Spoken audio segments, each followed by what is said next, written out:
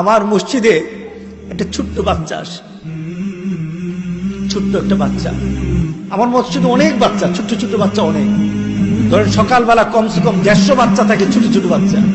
ছোট্ট একটা বাচ্চা আজকে কয়েকদিন ধরে আমার পাশে নামাজ পড়ে। ছেলেটা মুখটা ঢাকে, মাথাটা ঢাকে, মোজা পরে, সুন্দর ট্রাউজার পরে, হাতে একটা টর্চ লাইটটা রাখে, এরপরে সুন্নত আদায় করে চুপ করে বসে থাকে, একটু একটু আমার দিকে তাকায়। আমি তার গালটা ধরলাম, এত খুশি হয়ে গেছে ছেলেটা।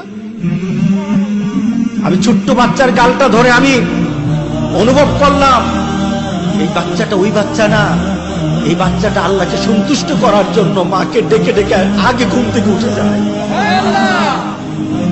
আমি ঘুম থেকে উঠে যাই, আমি বাচ্চাটার দিকে তাকিয়ে থাকলাম, খুশি হয়ে গেল বাচ্চাটা যখন আমি আদর করলাম।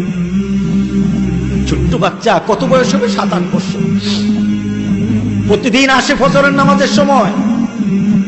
কিন্তু আমি মাঝে মাঝে চিন্তা করে বলি, আমার গ্রামের এমন যুবক, এমন বয়স্ক মানুষ আছে এখন পর্যন্ত সূর্য ওঠা পর্যন্ত তারা ঘুমাতেই থাকে।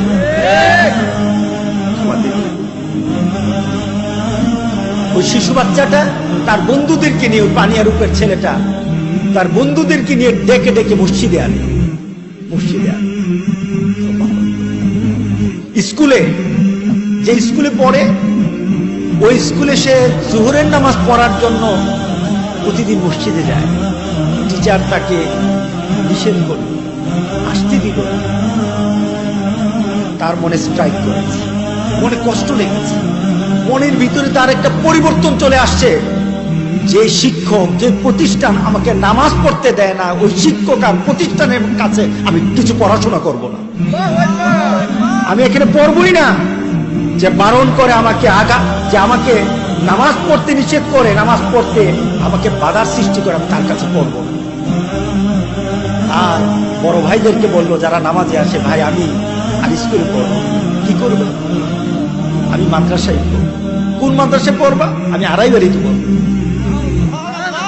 আমার কাছে যুবকগুলি এসে বলল, হুজুর আমাদের গ্রামের এই বাচ্চাটা, এই ছোট্ট বাচ্চাটা আপনার মাদ্রাসায় পড়তে চায়, কিন্তু বাচ্চাটা গরিব, বাচ্চার মার ক্ষমতা নেই, বাবার ক্ষমতা নেই যে টাকা দিয়ে আপনার মাদ্রাসায় পড়াবে।